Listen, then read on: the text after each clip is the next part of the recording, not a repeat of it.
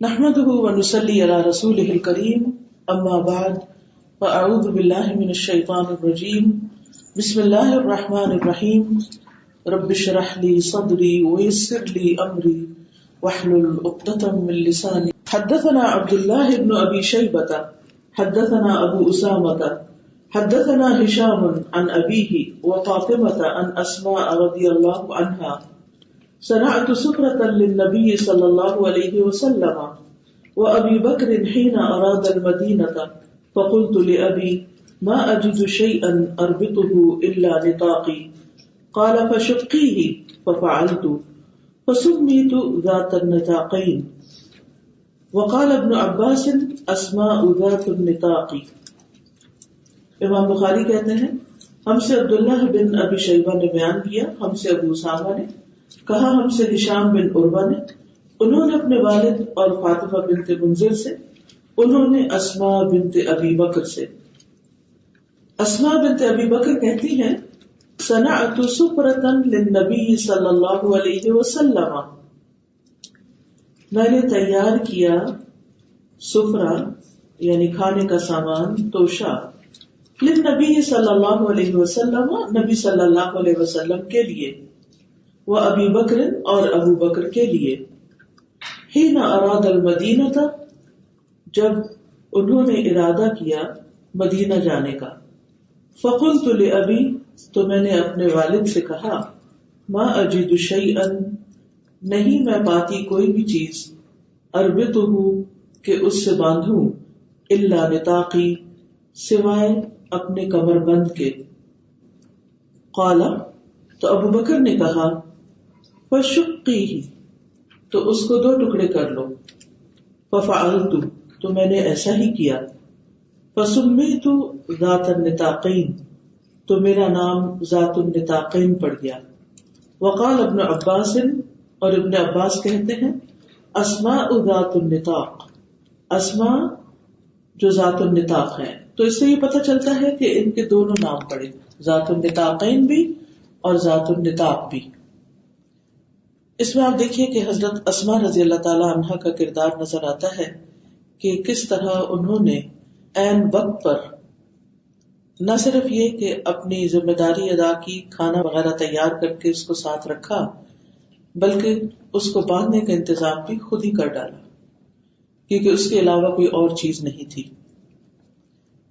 اب دیکھیے کہ ہمارے ہاں عام طور پہ یہ سمجھا جاتا ہے کہ خواتین کی یہ ذمہ داری ہے کہ وہ مردوں کے لیے کھانا تیار کریں یا گھریلو امور میں کام کریں. ٹھیک ہے، بنیادی طور پر مرد کی ذمہ داری گھر سے باہر کام کرنے کی ہے اور عورت کی ذمہ داری گھر کے کام کرنے کی ہے. لیکن یاد رکھیے کہ اس ذمہ داری کو نبھانے میں ایک اجر بھی ہے، اور عورت کا یہ سب کچھ کرنا، اور بعض اوقات یہ کرنا بہت مشکل بھی ہو جاتا ہے بچوں کے چھوٹا ہونے کی وجہ سے، بچوں کی ذمہ داریوں کی وجہ سے، یا خود اپنی بیماری کی وجہ سے، یا کسی اور مصروفیت کی وجہ سے. کھانا تیار کرنا اور پھر تمام چیزوں کو اپنی جگہ پر رکھنا، اور خصوصاً اگر کوئی سفر پر جا رہا ہے تو اس کے لیے پیکنگ کرنا یا اس کے لیے سامان اکٹھا کرنا، یہ سارے کام جو ہیں یہ بعض اوقات ایک بوجھ لگنے لگتے ہیں.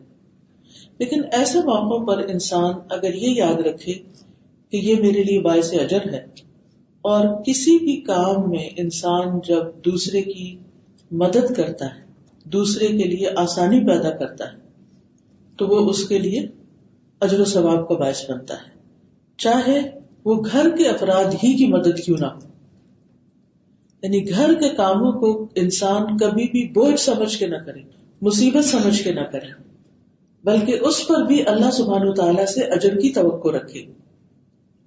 تو اصول اور قاعدے کی بات کیا ہے کہ کسی بھی اچھے کام میں، خیر کے کام میں دوسروں سے تعاون کرنا وہ انسان کے لیے باعث اجر ہے.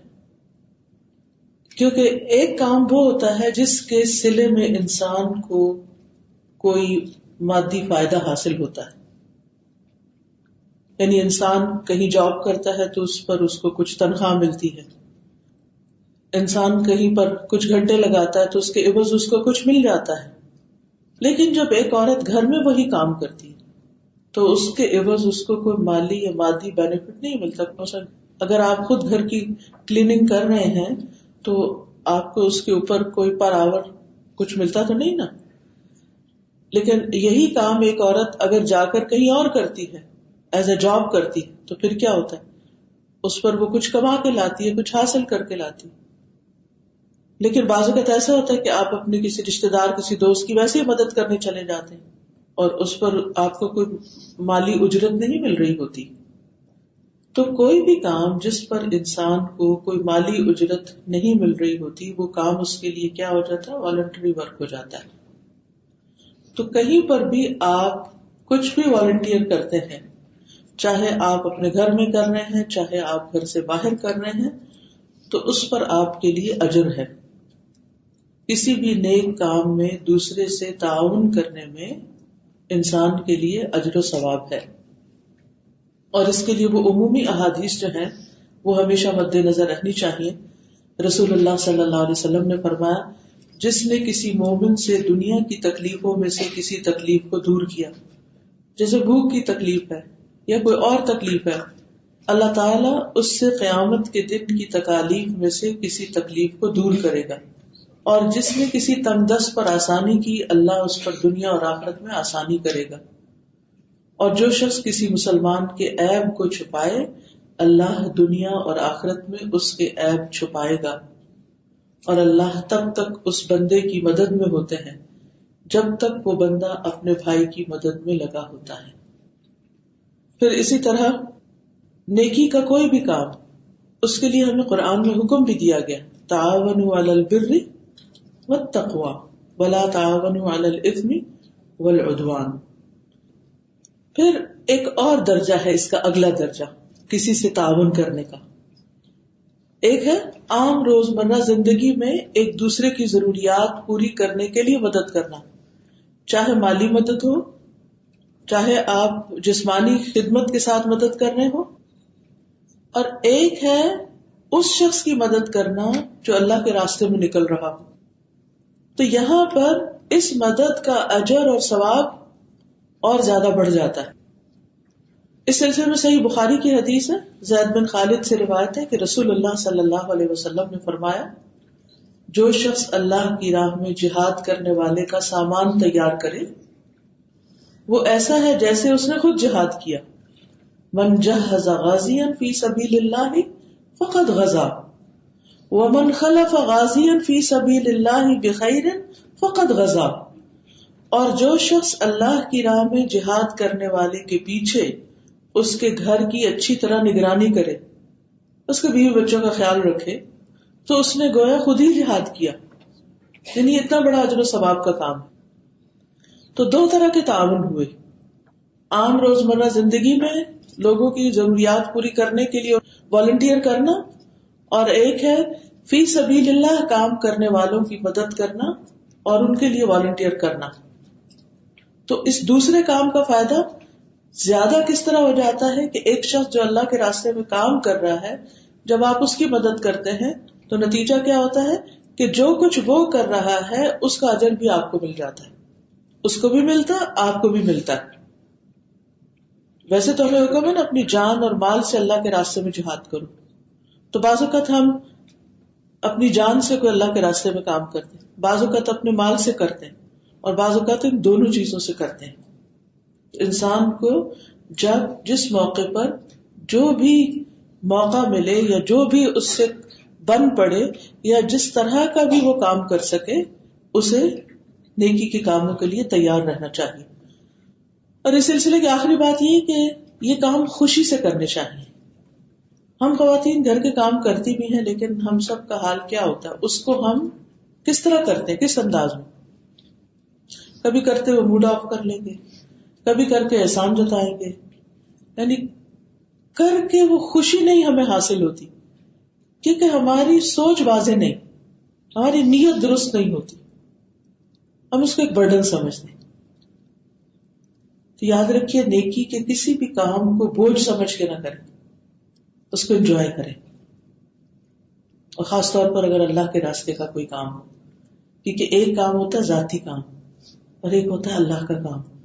جو اللہ کا کام ہوتا ہے نا, وہ ہمارے ذاتی کاموں سے بھی زیادہ توجہ اور محبت کا مستحق ہوتا ہے اور زیادہ خوشی سے کرنے کا ہوتا ہے، کیونکہ اس کا اجر ہمیں اللہ سے ملنا ہوتا ہے. جب ہم بندوں سے تعاون کرتے ہیں تو کیا ہوتا ہے، جب ہمیں ضرورت ہوتی ہے وہ ہماری مدد کرتے ہیں، ہمارے کام آتے ہیں.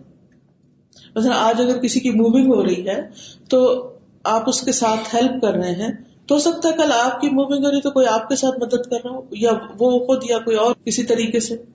تو وہ تو میوچل کوآپریشن کے ساتھ کام ہو رہے ہوتے ہیں. آپ کسی کا کام کرتے کوئی آپ کا کر دیتا ہے، دوستی اور بھائی چارے کے طور پر یا رشتے داری کی وجہ سے. لیکن جب اللہ کے دین کے لیے آپ کسی سے بھی تعاون کرتے ہیں، ایک دوسرے سے تعاون کرتے ہیں، مثلاً یہاں پر آپ آتے ہیں، آپ اسٹوڈینٹس کی مدد کرتے ہیں، ان کو پڑھنا لکھنا سکھاتے ہیں، ان کو کام کرنا سکھاتے ہیں، ان کا سبق سنتے ہیں، ان کا پیپر چیک کرتے ہیں. کچھ لوگ اجرت پہ کرتے ہیں، کچھ لوگ بغیر اجرت کے کرتے، فی سبیل اللہ کرتے. یہ جتنا بھی تعاون ہے یہ فی سبیل اللہ تعاون ہے. وہ جو کچھ پڑھتے ہیں اور پڑھ کر جو کچھ بھی آگے پڑھاتے ہیں یا پھر خود اپنی ذاتی زندگی میں اس کو لاتے ہیں، وہ جب تک یہ کام کرتے ہیں آپ کا صدقہ جاریہ ساتھ ساتھ لکھا جاتا ہے. تو اس لیے حضرت اسماء رضی اللہ تعالیٰ عنہ کی یہ مثال ہمارے لیے بہت قابل عمل ہے کہ کس طرح انہوں نے دیر نہیں لگائی اور اپنے ہی کپڑے کو کاٹ کے فٹافٹ فوراً سامان باندھ دیا. یعنی یہ تعاون کی ایک بہترین مثال ہے کہ نبی صلی اللہ علیہ وسلم اور ان کے والد ہجرت کے لیے نکل رہے ہیں اور اس سفر میں ان کا سامان تیار کر رہے ہیں. تو من جہز غازیا فقد غزا، جو کسی کی تیاری کروا رہا ہے وہ بھی اس میں شامل ہے. نیکسٹ حدیث ہے حدثنا محمد بن بشار حدثنا غندر حدثنا شعبہ عن ابی اسحاق قال سمعت البراء رضی اللہ عنہ قال لما اقبل النبي صلی اللہ علیہ وسلم الى المدینة تبعه سراقة بن مالك بن جعثم فدعا عليه النبي صلی اللہ علیہ وسلم فساخت به فرسه قال ادع الله لي ولا اضرك فدعا له قال فعطش رسول الله صلی اللہ علیہ وسلم فمر براع قال ابو بکر فاخذت قدحا فحلبت فيه كثبة من لبن فاتيته فشرب حتى رضيت. امام بخاری کہتے ہیں ہم سے محمد بن بشار نے بیان کیا، کہا ہم سے غندر نے، کہا ہم سے شعبہ نے، انہوں نے ابو اسحاق سے، انہوں نے کہا کہ میں نے براء ابن عازب سے سنا، وہ کہتے تھے قال لما اقبل النبی صلی اللہ علیہ وسلم الى المدینہ، جب تشریف لائے نبی صلی اللہ علیہ وسلم مدینہ کی طرف یعنی جا رہے تھے، تبعہ پیچھا کیا آپ کا سراقۃ بن مالک، سراقہ بن مالک بن جعشم نے یا جعشم نے، فدعا علیہ النبی صلی اللہ علیہ وسلم، تو نبی صلی اللہ علیہ وسلم نے اس کے لیے بددعا کی کیونکہ بالکل قریب پہنچ کر آپ پر حملہ آور ہونے والا تھا، یعنی اللہ سے مدد مانگی اس کے خلاف، یہ مطلب ہے اس بددعا کا. فساخت به فرسه، تو اس کا گھوڑا زمین میں دھس گیا. قال ادع اللہ لی، سراقہ کہنے لگا آپ میرے لیے اللہ سے دعا کریں، ولا اضرک، میں آپ کو نقصان نہیں دوں گا، آپ دعا کریں کہ میں اس مصیبت سے نکلوں تو میں آپ کو کچھ نہیں کہوں گا. فدعا له، تو نبی صلی اللہ علیہ وسلم نے اس کے لیے دعا کر دی. قال، کہا، یعنی ابو بکر کہتے ہیں فعطش رسول اللہ صلی اللہ علیہ وسلم، تو پیاس لگی نبی صلی اللہ علیہ وسلم کو، یعنی راستے میں پیاس ہوئی. فمر براع، تو آپ ایک چرواہے کے پاس سے گزرے جو بکریاں چرا کے لے جا رہا تھا. قال ابو بکر، ابو بکر نے کہا فاخذت قدحا، تو میں نے ایک پیالہ لیا، قدح کہتے ہیں پیالے کو. فحلبت فیہ کثبۃ، تو میں نے اس میں تھوڑا سا دودھ دویا، من لبن، دودھ میں سے. کثبہ کہتے ہیں کسی بھی چیز کی تھوڑی سی مقدار، یعنی میں نے اس میں تھوڑا سا دودھ دویا. فأتیتہ، پھر میں آپ کے پاس لایا، یعنی کہ اس میں آپ نے پانی ملایا تھا تو وہ زیادہ ہو گیا تھا. فشرب، تو آپ نے پیا. حتی رضیت، حتی کہ میں راضی ہو گیا، یعنی آپ نے اتنا پیا کہ میرا دل خوش ہو گیا. تو یہ ہے ابو بکر رضی اللہ عنہ کہ کس طرح آپ اس بات پر خوش ہوتے ہیں. ایک تو یہ کہ راستے میں آپ کی خدمت کرتے ہیں. اوپر آپ دیکھیں حضرت اسماء کا کردار، پھر آپ دیکھیں ان کے والد کا کردار کہ کس طرح وہ نبی صلی اللہ علیہ وسلم کی مدد کرتے ہیں. تو یہ دو حدیثیں مضمون کے اعتبار سے بھی اوپر نیچے ساتھ ساتھ آئیں. تو ہر ایک اپنی اپنی حیثیت، اپنے اپنے مقام، اپنے اپنے کام اور اپنے اپنے موقع کے مناسبت سے اللہ کے رسول صلی اللہ علیہ وسلم کی مدد کر رہا ہے. تو یہاں ابو بکر رضی اللہ عنہ آپ کو دودھ پلا کر راضی ہوتے ہیں، خوش ہوتے ہیں. اس میں اس تعاون کے علاوہ ایک اور خاص بات بھی سمجھ میں آ رہی ہے اور وہ دعا کا موضوع ہے. تعاون میں آپ دیکھیے کہ عموماً ماں باپ ایک عملی نمونہ ہوتے ہیں اپنی اولاد کے لیے. جب ماں باپ اپنے بچوں کے لیے ایک رول ماڈل بنتے ہیں اور وہ اپنے والد کو دیکھتی ہیں کہ ہر موقع پر نبی صلی اللہ علیہ وسلم کی مدد کر رہے ہیں، تو پھر جب ان کی باری آتی ہے تو وہ بھی مدد کے لیے حاضر ہیں. اور پھر اس کے بعد اگلے سفر میں حضرت ابوبکر رضی اللہ عنہ حسب عادت نبی صلی اللہ علیہ وسلم کی خدمت میں ہے.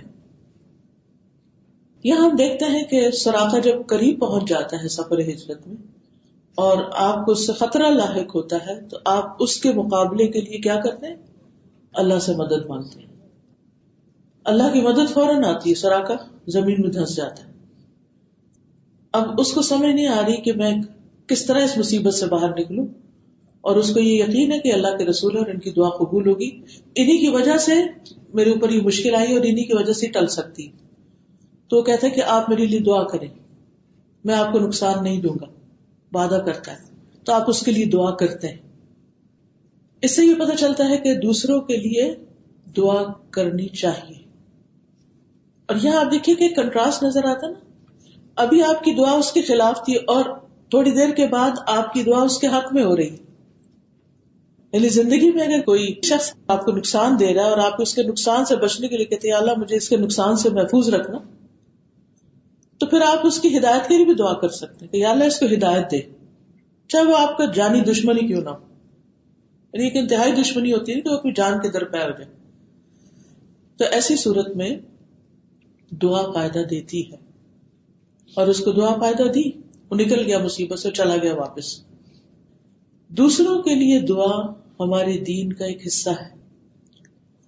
نبی صلی اللہ علیہ وسلم نے فرمایا تھا کہ میں اپنے والد ابراہیم علیہ السلام کی دعا ہوں، کیونکہ انہوں نے پہلے پارے کے آخر میں آتا نا ربنا وابعث فیہم رسولا من انفسہم یتلو علیہم آیاتک ویزکیہم.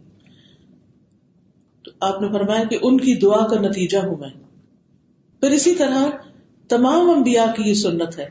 معراج کے موقع پر جب نبی صلی اللہ علیہ وسلم آسمانوں پر تشریف لے گئے تو جس بھی پیغمبر سے آپ کی ملاقات ہوئی اس پیغمبر نے آپ کو دعا دی. وہ کہتے ہیں کہ میری ملاقات آدم سے ہوئی علیہ السلام، انہوں نے مجھے خوش آمدید کہا اور میرے لیے دعا خیر کی. پھر فرماتے ہیں میں نے یوسف علیہ السلام کو دیکھا، وہ ایسے تھے کہ انسانوں کا آدھا حسن انہیں عطا کیا گیا تھا، انہوں نے مجھے خوش آمدید کہا اور میرے لیے دعا خیر کی. ودعا لی بخیر. پھر ادریس علیہ السلام سے ملاقات ہوئی تو انہوں نے مجھے مرحبا کہا اور میرے لیے دعا خیر کی. پھر میری ملاقات ہارون علیہ السلام سے، انہوں نے مجھے خوش آمدید کہا اور میرے لیے دعا خیر کی. پھر میری ملاقات موسیٰ علیہ السلام سے، انہوں نے مجھے خوش آمدید کہا اور میرے لیے دعا خیر کی. ہر پیغمبر نے، کسی ایک نے بھی نہیں چھوڑا. تو اس سے یہ پتہ چلتا ہے کہ جیسے کوئی آپ کے پاس آتا ہے، کیونکہ نبی صلی اللہ علیہ وسلم زمین سے آسمانوں کی طرف گئے تھے اور وہ پہلے سے وہاں موجود تھے، وہ آپ کو ویلکم کر رہے تھے. تو صرف ویلکم نہیں کر رہے، ویلکم کرنے کے ساتھ ساتھ دعا خیر بھی کر رہے تھے. یہ دوسروں کے لیے دعا کرنا تمام پیغمبروں کی سنت ہے. ویلکم کرتے ہوئے دعا دینا، رخصت کرتے ہوئے دعا دینا، کسی کی مشکل کے وقت اس کو دعا دینا. تو دعا جو ہے وہ عبادت ہے، اور دعا صرف اپنے لیے نہیں ہوتی، دوسروں کے لیے بھی کرنی چاہیے. اور دوسروں کے لیے دعا صرف اس وقت نہیں ہوتی جب وہ آپ سے کہیں کہ میرے لیے دعا کرو. یعنی مختلف موقع کی مناسبت سے آپ دوسروں کے لیے دعا کرتے رہے. نبی صلی اللہ علیہ وسلم اپنے ساتھیوں کو دعائیں دیا کرتے تھے. حضرت انس کہتے ہیں کہ آپ ہمارے ہاں تشریف لائے، وہاں میری والدہ، میری خالہ، ام حرام کے سوا کوئی نہ تھا. آپ نے فرمایا کھڑے ہو جاؤ میں تمہیں نماز پڑھا دوں. آپ نے نفل نماز پڑھائی. آپ نے حضرت انس کو دائیں طرف کھڑا کیا اور پھر ان کی جو خالہ تھی وہ پیچھے کھڑی ہوئی. کہتے کہ آپ نے ہمارے سب گھر والوں کے لیے دنیا اور آخرت کی تمام بھلائیوں کی دعا فرمائی. اصل اگر آپ کسی کے گھر گئے ہیں، آپ نے کھانا کھایا ہے اور اس کے بعد آخر میں بیٹھ کے اگر آپ ان کے لیے دعا کر دیتے ہیں تو اسے کوئی حرج نہیں، کر سکتے ہیں. پھر اسی طرح سفر کے دوران جابر کہتے ہیں رسول اللہ صلی اللہ علیہ وسلم سفر کے دوران پیچھے رہا کرتے تھے. ضعیفوں کے لیے سواری ہانک کر لے جاتے اور انہیں اپنے پیچھے بٹھاتے اور ان کے لیے دعائیں کرتے تھے. یعنی کمزوروں کو اپنی سواری پہ سوار کر لیتے، جیسے ہم کہتے ہیں لفٹ دینا، اور پھر ان کے لیے دعائیں بھی کرتے. اب ہونا تو یہ چاہیے نا کہ جس کو آپ لفٹ دے رہے ہیں وہ آپ کے لیے دعا کرے، کیونکہ آپ اس پر احسان کر رہے ہیں. لیکن آپ کا طریقہ اور آپ کا اخلاق کیا تھا کہ آپ ان کو سہولت بھی دے رہے ہیں اور اس کے ساتھ ساتھ دعا بھی دے رہے ہیں. پھر نبی صلی اللہ علیہ وسلم بچوں کو خوب دعائیں دیا کرتے تھے. ابن عباس کہتے ہیں کہ آپ نے 2 بار مجھے حکمت سے نوازے جانے کی دعا دی. پھر عمرو بن حریث کہتے ہیں کہ میری والدہ مجھے لے کر نبی صلی اللہ علیہ وسلم کی خدمت میں حاضر ہوئی تو آپ نے میرے سر پر ہاتھ پھیرا اور میرے لیے رزق کی دعا کی. یعنی مختلف مواقع پر مختلف دعائیں کرتے تھے جو دل سے نکلتی ہے. جو بھی کسی کو دیکھ کر دل سے دعا نکلے دے دینی چاہیے. پھر اسی طرح حضرت انس کو آپ نے 3 دعائیں دی اور اس میں مال کی کثرت، اولاد کی کثرت اور لمبی زندگی کی دعا تھی اور بخشش کی بھی. تو کہتے ہیں کہ 3 دعائیں تو قبول ہو گئی ہیں. میں اپنی اولاد میں سے 103 کو دفن کر چکا ہوں. اتنی اولاد اللہ نے مجھے دی، یعنی بچے ہو کر بچوں کے بچے. میرے پھل 1 سال میں 2 بار آتے ہیں آپ کے باغوں کے، اور میری زندگی لمبی ہو گئی یہاں تک کہ مجھے لوگوں سے شرم آنے لگی ہے. یعنی میں اتنا لمبا جیا ہوں اور امید ہے کہ میری مغفرت بھی ہو جائے گی. کیونکہ یہ ساری دعائیں حضرت انس کو نبی صلی اللہ علیہ وسلم نے دی تھی. اسی طرح سعد بن یزید کہتے ہیں کہ میری خالہ مجھے نبی صلی اللہ علیہ وسلم کے پاس لے گئی اور عرض کیا اللہ کے رسول میرا بھانجا بیمار ہے. تو آپ نے میرے سر پہ ہاتھ پھیرا اور میرے لیے برکت کی دعا کی.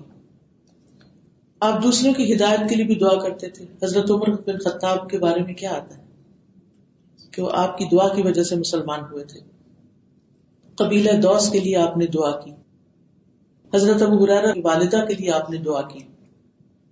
پھر اسی طرح اہم فیصلے کرتے ہوئے دعائیں. ایک مرد اور عورت کے درمیان تفریق ہوئی. ماں جو تھی اس نے اسلام قبول نہیں کیا، باپ مسلمان تھا. تب ان کی بچی بھی تھی، باپ چاہتا تھا کہ بچی اس کے پاس آئے تاکہ مسلمان کے طور پہ پلے. لیکن عموماً کیا ہوتا ہے کہ بچے جو ہوتے ہیں وہ چھوٹے بچے خاص طور پر ماں کی طرف زیادہ راغب ہوتے ہیں. بڑے ہو کر جب انہیں مال چاہیے ہوتا ہے پھر باپ ان کو یاد آ جائے پھر باپ کی طرف چل پڑتے ہیں. اینی تو اب آپ صلی اللہ علیہ وسلم نے ان کو بلایا، آپ نے اس کے لیے دعا کی اللہ اس بچی کو ہدایت دے. تو بچی جو تھی وہ پھر باپ کی طرف مائل ہو گئی. پھر آپ نے یہ فیصلہ کیا کہ بچی باپ کے ساتھ چلی جائے. پھر اسی طرح جب آپ کسی کو کوئی ذمہ داری دیتے تھے تو اس وقت بھی اس کے لیے دعا کرتے تھے. حضرت علی کو جب آپ نے یمن کی طرف بھیجا تو آپ نے کہا کہ اللہم اہد قلبہ وثبت لسانہ، اللہ اس کے دل کو ہدایت دے اور اس کی زبان کو صحیح بات پر قائم فرما. عیادت کرتے وقت دعائیں کرتے. اور آپ سب کو آتی ہے عیادت کرتے وقت کون سی دعا کرتے ہیں؟ جب کوئی بیمار ہو تو کون سی دعا دیتے ہیں اس کو؟ ایک چھوٹا سا پنک کارڈ بھی بنا ہوا ہے، اگر نہ آتی ہو تو وہ ساتھ لے جائیں تو اس سے پڑھ کے بھی آپ دعا کر سکتے ہیں. کیا ہوتی لا بأس طہور انشاءاللہ اور اسأل اللہ العظیم رب العرش العظیم ان یشفی. اسی طرح اگر کوئی فوت ہو جائے تو اس کے لیے تو لازمی دعا کرنی چاہیے کیونکہ وہ ہماری دعاؤں کا منتظر ہوتا ہے اور دعا اس کو فائدہ دیتی ہے. نبی صلی اللہ علیہ وسلم بقیع کی طرف جاتے، قبرستان جاتے اور وہاں مدفون مسلمانوں کے لیے دعا فرماتے. حضرت عائشہ نے نبی صلی اللہ علیہ وسلم سے اس کے بارے میں پوچھا کہ آپ ایسا کیوں کرتے ہیں؟ تو آپ نے فرمایا کہ مجھے ان کے لیے دعا کرنے کا حکم دیا گیا. اب مردے جو ہیں وہ تو اپنے لیے خود فرمائش نہیں کر سکتے کہ ہمارے لیے کوئی دعا کرے. تو اگر نبی صلی اللہ علیہ وسلم دعا کرتے تھے فوت شدگان کے لیے تو ہمیں بھی کیا کرنا چاہیے؟